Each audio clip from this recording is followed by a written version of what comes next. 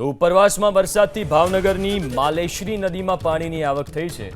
ખોખરા, નાના ખોખરા સહિતના ગામોમાં વરસાદથી નદી બે કાંઠે થઈ। માલેશ્રી નદીનું પાણી ભાવનગર શહેરના બોર તળાવમાં આવશે।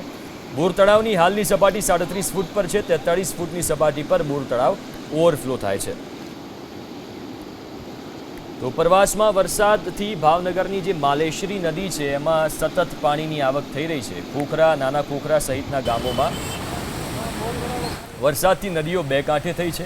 માલેશ્રી નદીનું પાણી ભાવનગર શહેરના બોર તળાવમાં આવશે અને બોર તળાવની હાલની સપાટી 37 ફૂટ પર છે। 43 ફૂટની સપાટી એ તળાવ ઓવરફ્લો થાય છે, એટલે જો સતત પાણીની આવક રહે તો તળાવ ઓવરફ્લો થઈ જશે।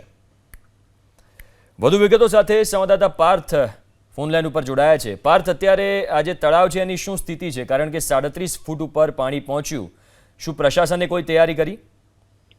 જી જણાવી દો, ભાવનગર શહેરનું સૌથી મોટું બોર તળાવ એટલે જે ભાવનગર શહેરની જીવાદોરી સમાન કહી શકાય। જ્યારે આજે જ ભાવનગરમાં જે ઉપરવાસ પડેલા ભારે વરસાદના કારણે બોર તળાવમાં નવા નીરની આવક થઈ છે। જે પ્રમાણે માલેશ્રી નદીની અંદર પાણી આવ્યું છે તેના કારણે જે બોર તળાવની સપાટી છે તે 37 ફૂટ અને 4 ઇંચ પર પહોંચી છે અને આજે સવારથી અત્યાર સુધીમાં 1 ફૂટ અને 7 ઇંચ જેટલો વધારો થયો છે। સ્વાભાવિક છે કે ભાવનગરનું જે તળાવ આવેલું છે કે જેમાંથી સંપૂર્ણ ભાવનગરને પીવાનું પાણી છે તે પૂરું પાડવામાં આવે છે અને સૌથી મોટું તળાવ છે। આની સપાટી છે તે 43 ફૂટ પર પહોંચે છે। ત્યારે આ જે તળાવ છે તે ઓવરફ્લો થાય છે, પરંતુ હજી આજે બોર તળાવ આવેલું છે કે 24 કલાક બાદ ઓવરફ્લો થઈ શકે તેવી જાણકારી છે તે અધિકારી દ્વારા આપવામાં આવી છે। પરંતુ જે ઉપરવાસ વરસાદ પડ્યો છે તેનું સતત પાણી છે તે ભાવનગરના બોર તળાવની અંદર આવી રહ્યું છે।